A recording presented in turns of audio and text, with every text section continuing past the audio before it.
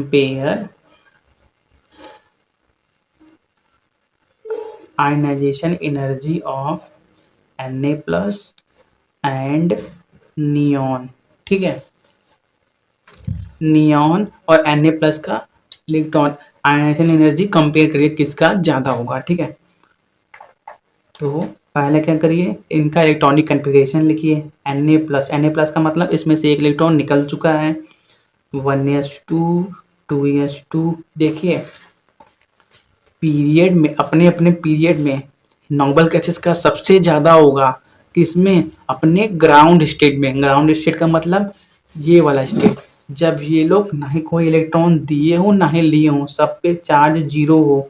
Ground state का मतलब number of electron equal to number of proton. जब ऐसा केस है तो नोबल गैसेस का, नियॉन नोबल गैसेस का जो आयनाइजेशन एनर्जी होता है वो सबसे ज़्यादा होता है अपने अपने पीरियड में। लेकिन यहाँ पे देखिए, आप हमेशा जब भी आए तो क्वेश्चन पहले सॉल्व करिए, हमेशा तुक्का मत लगाइए, क्योंकि इन सब चैप्टर में एक्सेप्शन भरे पड़े हैं। ठीक है, बात करें इसके इलेक्ट्रॉनिक कन्फिग्रेशन की, 1s2 2s2 2p कितना होगा 6, क्योंकि इसमें 10 ही इलेक्ट्रॉन बचे हैं, एक इलेक्ट्रॉन निकल चुका है। इसका एटॉमिक नंबर कितना होता है 11, एक इलेक्ट्रॉन निकल चुका है, 2 4 6 10।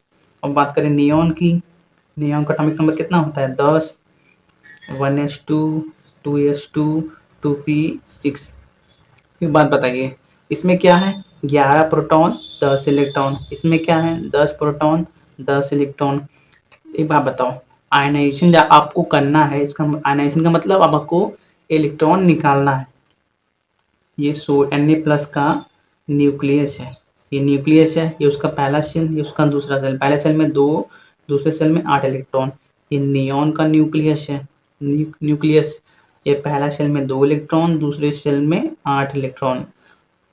ये दोनों क्या है, इनका ऑक्टेट कंप्लीट है, इसका पहले सेल में 2 दूसरे में 8। ये दोनों, इनका इलेक्ट्रॉनिक कन्फिग्रेशन कंप्लीट है, इलेक्ट्रॉन जल्दी छोड़ेंगे नहीं। लेकिन हमको आयनाइजेशन करना है तो करना है, निकालना है तो निकालना है, इसलिए एनर्जी चार्ज जितना भी ज़्यादा लगे हमको निकालना पड़ेगा। हमको इसमें खाली देखना ये है कि सोडियम Na+ का ज़्यादा होगा कि नियॉन, ये Na+ का कैटायन है, ये नियॉन का आटम है। हमको देखना ही है कि किसका ज़्यादा होगा। एक बात बताओ, इसमें क्या है, इसमें 11 प्रोटॉन 10 इलेक्ट्रॉन, इसमें क्या है 10 प्रोटॉन 10 इलेक्ट्रॉन।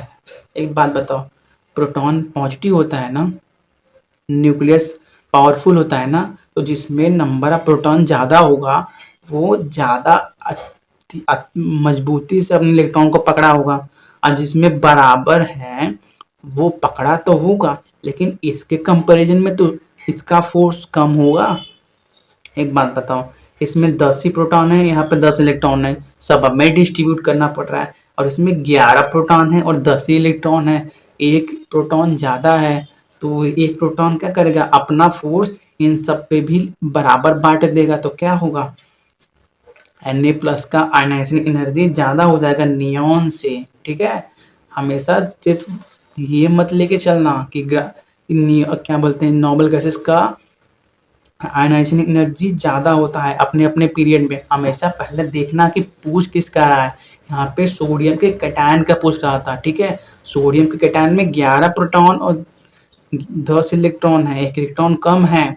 इलेक्ट्रॉन जब कम है तो वो क्या करेगा, और अच्छे से पकड़ के रखेगा। क्यों, समझ में आ गया?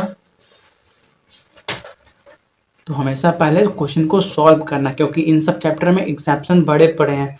थोड़ा सा तुक्का मारना सोचोगे, उसके चक्कर में पूरा का पूरा आंसर कटवा बैठोगे। ठीक है।